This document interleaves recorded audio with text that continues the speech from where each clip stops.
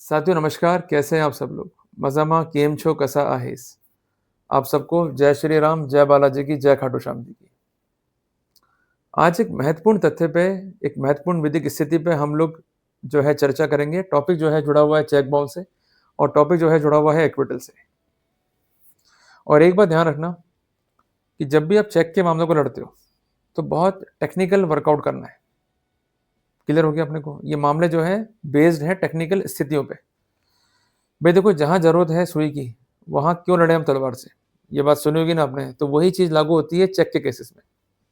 बहुत तरीके से फैक्ट्स को ऑब्जर्व करना होता है, बहुत तरीके से पक्ष को रखना होता है और बहुत तरीके से केस को प्रोबेलाइजिंग इफेक्ट की तरफ मोड़ना होता है। क्लियर हो गया? साथियों, एक बात हम समझते हैं। एक बार मिस्टर ए थे, उसने उधार लिया मिस्टर बी से पैसा, और ये पैसा उधार लिया वर्ष 2010 में।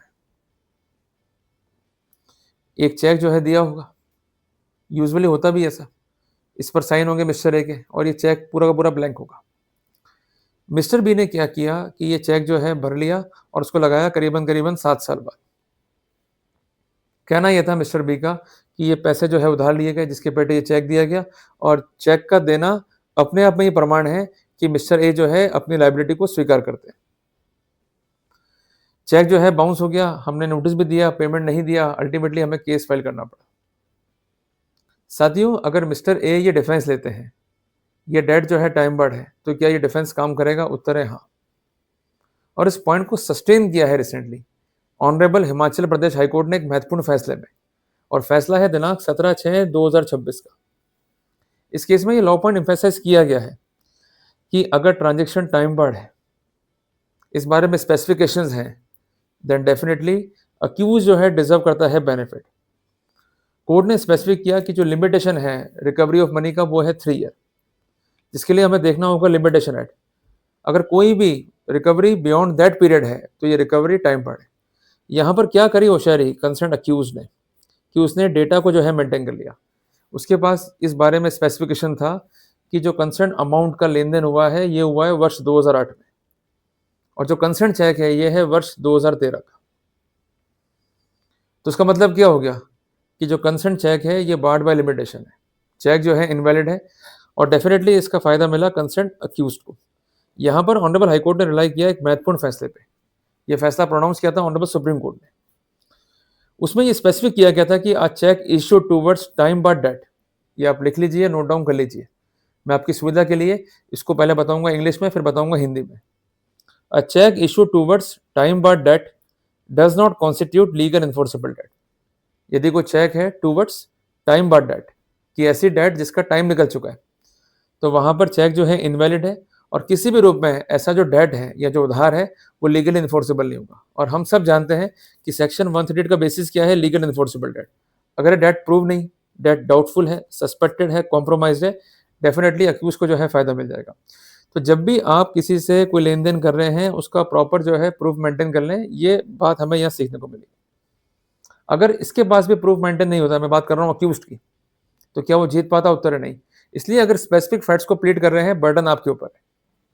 तो यहाँ पर डिस्चार्ज भी कर दिया बर्डन, और जैसे ही बर्डन डिस्चार्ज हुआ, फैक्ट्स रिकॉर्ड पे आया, तो कोर्ट ने कहा कि चूंकि डेट जो है टाइम बार्ड है, तो वहां पर प्रिजम्पशन जो है ड्रॉ नहीं होगा।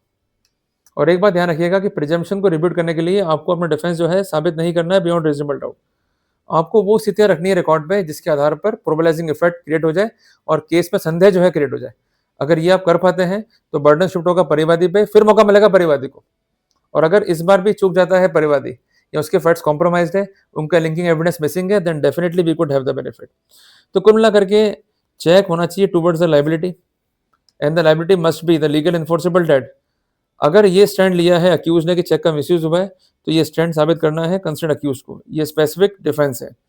हालांकि यहाँ पर भी ये स्टैंड लिया था अक्यूज ने कि चेक का मिसयूज हुआ है, पर वो गवाह जो है पेश नहीं कर पाता, पर उसके बावजूद भी उसके कोर्ट ने फायदा दिया इस पॉइंट पे कि जो कंसर्न डेट है वो टाइम बार्ड है। तो एक बात ध्यान रखिएगा कि जब भी आप ले रहे हैं स्पेसिफिक डिफेंस, तो वहां पर आपको होमवर्क करना पड़ेगा।